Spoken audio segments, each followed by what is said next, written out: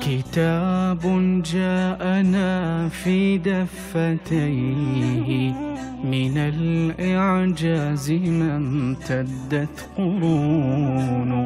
كتاب الله لا تحريف فيه فلا يطغى على العقل الجنون.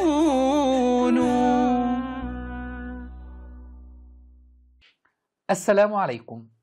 هل الخلافة عند علي رضي الله عنه شورى أم تنصيب؟